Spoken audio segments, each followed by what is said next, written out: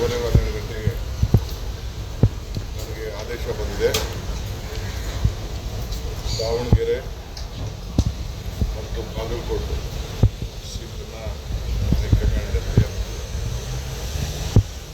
ಬಾಗಲಕೋಟೆಗೆ ಉಮೇಶ್ ಮೇಟಿ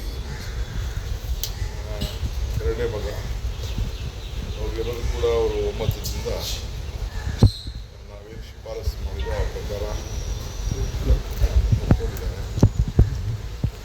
Davanagere seat ಕೂಡ ಎಲ್ಲ minority leaders, chief minister, ನಾನು,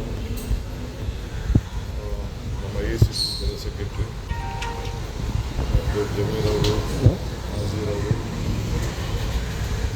ಸಲೀಮ್ ಅವರು, ಮುಸ್ಲಿಂ ಅವರು,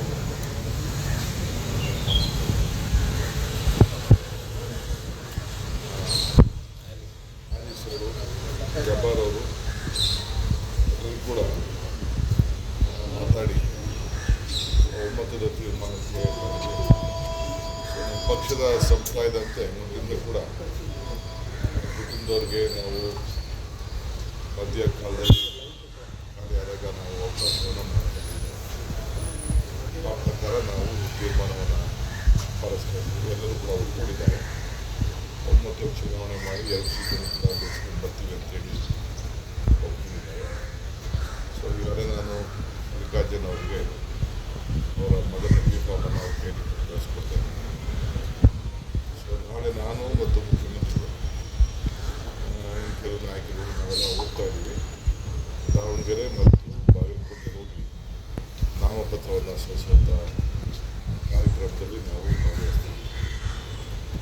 ಸೊ ಬುಧವಾರ ಅವರು CM ಅವರು ಆ ಬಜೆಟ್ಗೆ ರಿಪ್ಲೈ ಮಾಡಬೇಕು ಅಂತೇಳಿ ಚರ್ಚೆ ಆಗಿದೆ.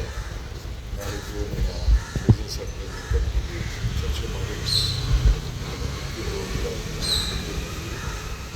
ಬುಧವಾರ ಸಾಯಂಕಾಲ ನಮ್ಮ ಶಾಸಕರ ಪಕ್ಷದ ಸಭೆಯಲ್ಲಿ ಕೂಡ ಮುಖ್ಯಮಂತ್ರಿಗಳು ಭೇಟಿ ಮಾಡಿದ್ದಾರೆ.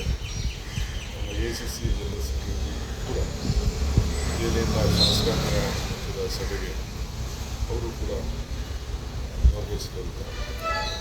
ಸೊ ಈ ಚುನಾವಣೆ ಏನು ವಿಚಾರದಲ್ಲಿ, ಟಿಕೆಟ್ ವಿಚಾರದಲ್ಲಿ ವಿಭಿನ್ನವಾಗಿ ಕೆಲವು ಚರ್ಚೆಗಳ ಮಾಧ್ಯಮದಲ್ಲಿ ಹೇಳ್ತಾ ಇದ್ವಿ.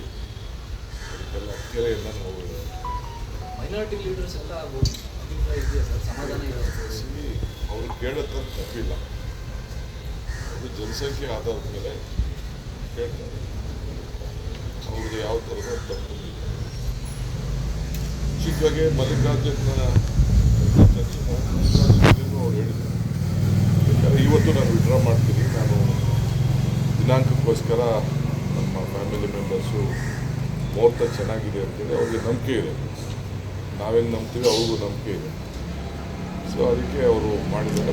ನಾನು ಇವತ್ತು ವಿಡ್ರಾ ಮಾಡೋದಿಲ್ಲ ಅವರು ಕೂಡ ಒಮ್ಮತವನ್ನು ಅವರು ಕೂಡ ಹೇಳಿದ್ರು. ಪಕ್ಷ ಏನು ಹೇಳ್ತಾರೆ ಆ ರೀತಿ ಕೇಳ್ತೀವಿ. ನಾವೇ ಬಲವಂತವಾಗಿ ಅವರ ತಾಯಿಗೆ, ಸಮರ್ಥ ತಾಯಿಗೆ ನಾವು ನಿಲ್ಲಿಸಿದ್ವಿ. ಅವ್ರಿಗೆ ಇಷ್ಟ ಇರಲಿಲ್ಲ. ನಾನೇ ಖುದ್ದಾಗಿ ಹೆಣ್ಮಗಳ ಹತ್ರ ಮಾತಾಡಿ, MLAಗಳ ಹತ್ರ ಮಾತಾಡಿ, ಈತನಿಗೂ ಇಷ್ಟ ಇರಲಿಲ್ಲ. ನಾವೇ ಒಪ್ಪಿಸಿದ್ದೆ. ನಾವು ದುಡ್ಡಿಗೆ ಪಾರ್ಲಿಮೆಂಟ್ ಪಕ್ಷಕ್ಕೆ ಹೋಗ್ಬೇಕ ಆಸ್ತಿಯಾಗಿ ಸಂಖ್ಯಾತ ಮುಖಂಡರ ಕಂಡೀಷನ್ ಈಗ ಹೇಳ್ತಾರೆ. ಪಕ್ಷ ಏನು ಹೇಳ್ತದೆ ಅದಕ್ಕೆ ನಾವೆಲ್ಲ ಇವರು ಒಪ್ಕೊಳ್ತಾರೆ.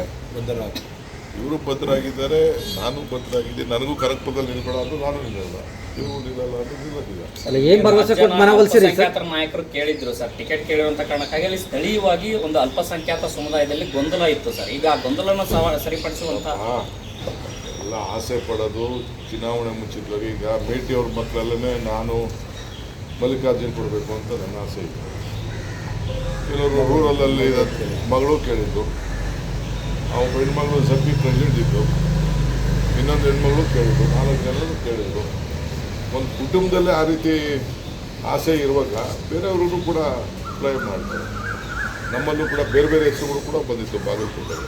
ಸರ್, ಈಗ ಬಂಡಾಯವಾಗಿ ನಾಮಪತ್ರ ಸಲ್ಲಿಕೆಗಳು ವಾಪಸ್ ಯಾರು ದಾವಣಗೆರೆಯಲ್ಲಿ ಬಿಜೆಪಿ JDS ಅವರು ಕೆಲವು ಅಲ್ಪಸಂಖ್ಯಾತರು ಅಲ್ಲಿ ದಾವಣಗೆರೆಯಲ್ಲಿ ಕಂಟೆಸ್ಟ್ ಮಾಡೋಕ್ಕೆ ಇವೆಲ್ಲ ಪ್ರಯತ್ನ ನಡೀತಾ ಇದೆ. ಎಲ್ಲ ರಾಜಕಾರಣ ಅಂತಂದಮೇಲೆ ನಮ್ಮಲ್ಲೇ ಡಿಫ್ರೆನ್ಸ್ ಕ್ರಿಯೇಟ್ ಮಾಡೋಕ್ಕೆ ಅವರು ಮಾಡ್ತಾರೆ, ನಾವು ಮಾಡ್ತೀವಿ.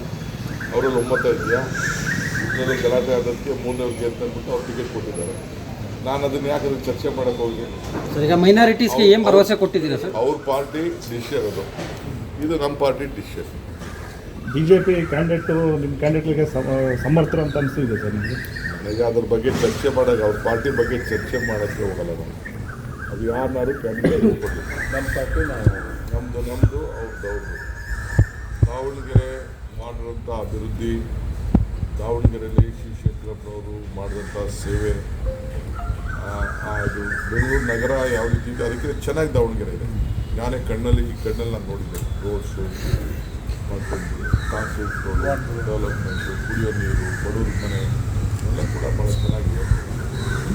ಕಳೆದ 40 ವರ್ಷದಿಂದ ಒಂದೇ ಆದಂಥ ತ್ಯಾಗ.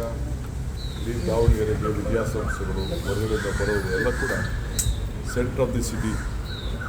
ಕಾಂಗ್ರೆಸ್ ಪಕ್ಷಕ್ಕೆ ಆ ಕುಟುಂಬ ಒಂದು ದೊಡ್ಡ ಮೊದಲಿಂದ ಕೂಡ ಶಿಸ್ತರ ಕಾಪಾಡ್ಕೊಂಡು ಬಂದಿದೆ. ಅದನ್ನೆಲ್ಲ ಗಮನ ಇಟ್ಕೊಂಡು ಎಲ್ಲ ನಮ್ಮ ಲೀಡರ್ಸ್ ಎಲ್ಲ ಹೋಗ್ತಾರೆ. ಸರ್ ಆಮೇಲೆ ಸರ್ ಮುಸ್ಲಿಮರು ಹೇಳ್ತಾರೆ ಒಂದೇ ಮಾತು ಸರ್, ಶಾಮನೂರವರ ನಂತರ ಅಲ್ಲಿ ಮುಸ್ಲಿಂ ಸಮುದಾಯಕ್ಕೆ ಟಿಕೆಟ್ ಕೊಡಬೇಕು, ಅವ್ರ ಕ್ಯಾಂಡಿಡೇಟ್ ಆಗಬೇಕು ಅನ್ನೋದು ಮಾತು ಕೊಟ್ಟಿದ್ರಂತೆ. ಆ ಮಾತು ಪ್ರಕಾರ ನಡ್ಕೊಳ್ತಾ ಇಲ್ಲ ಅನ್ನೋ ಒಂದು ಅಸಮಾಧಾನ ಅವ್ರಿಗೆ. ಅಸಮಾಧಾನ ನಿಮ್ಮತ್ತೆ ಹೇಳಿರ್ಬೋದು, ನನ್ನತ್ತೆ ಅಸಮಾಧಾನ ನೋಡಿ. ಅದು ಲೈವ್ ಹೇಳ್ತಾ ಇರೋದಕ್ಕೆ ನಾವು 3 ಬಾರಿ ಜಬ್ಬರ್ಗೆ MLC ಮಾಡಿದ್ವಿ. ರಾಜಕೀಯವಾಗಿ ಕಾಂಪನ್ಸೇಟ್ ಮಾಡಬೇಕು ಅಂತೇಳಿ ಜಬ್ಬರ್ಗೆ ಇದೇ ಶಿವಶಂಕರಪ್ಪನವರು, SR ಕೃಷ್ಣ ಅವ್ರ ಕಾಲಿಂದ ಹಿಡಿದು, ಸಿದ್ದರಾಮಯ್ಯ ಕಾಲಿಂದ ಹಿಡಿದು ಎಲ್ಲರ ಕಾಲಿಂದ MLC ಮಾಡಿ ಕೊಟ್ಟಿದ್ದಾರೆ. ಪೊಲಿಟಿಕಲಿ ಕೆಲವು ಸಂದರ್ಭದಲ್ಲಿ ಕಾಂಪನ್ಸೇಟ್ ಮಾಡಬೇಕು. ಈಗ ನಾವು ಇಲ್ಲಿ ಇವನಿದ್ದ ಮಾನೆ ಸೀಟ್ ತೆಗೆದುಬಿಟ್ಟು ನಾವು ನಮ್ಮ ಅಲ್ಲಿ ಮೈಸೂರು ಧಾರವಾಡಲ್ಲಿ ಕೊಡೋಕ್ಕಾಗಲ್ಲ ಅಂತೇಳಿ ನಮ್ಮ ಇವ್ನಿಗೆ ಸಲೀಮ್ ಕೊಟ್ವಲ್ಲ, ಸೊ ಅಲ್ಲಿ ಬೋಸ್ರಾಜ್ ಕೊಡಬೇಕು ಅಂತಿದ್ದು, ಬೇಡ ಮೈನಾರಿಟಿ ಕೊಡಬೇಕು ಅಂತ ಹೇಳಿದ್ರು. ಅದು ನಾವು ಆಗ ಬೋಸ್ರಾಜ್ಗೆ ಕಾಂಪನ್ಸೇಟ್ ಮಾಡಿದ್ವಲ್ಲ. ಸೊ ಕೆಲವು ಸಂದರ್ಭದಲ್ಲಿ ಆ ರೀತಿ ಮಾಡಬೇಕಾಗ್ತದೆ. ಸರ್ ಈಗ ಸರ್ಕಾರಕ್ಕೆ 3 ವರ್ಷದಿಂದ ಇರೋ ಟೈಮಲ್ಲಿ ಈ ಬೈ ಎಲೆಕ್ಷನ್ ಮಾಡಿದ್ರು. ಈಗ ನಮ್ಮದು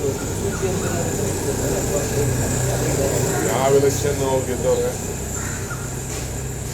ಈಗ ಅವ್ರ ಸೀಟೆಲ್ಲ ನಾವು ಗೆದ್ಕೊಂಡು ಬಂದಿದ್ವಲ್ಲ, ಅವ್ರ ಸೀಟು ನಾವು ಗೆದ್ಕೊಂಡು ಬಂದಿದ್ವಲ್ಲ. ಈಗ ಬೊಮ್ಮಾಯಿ ಸೀಟು, ಕುಮಾರಸ್ವಾಮಿ ಮಗನ ಸೀಟು, ಅದಕ್ಕೆ ಕರಿತಿದ್ದೆ. ನೀವೇ ಅದಕ್ಕೆ ಕೇಳಿ, ಅವ್ರ ಸೀಟ್ ಅದು. ಇಂಗ್ಲೀಷ್ ಆಯ್ತಲ್ಲ, ಇನ್ನೇನಿದೆ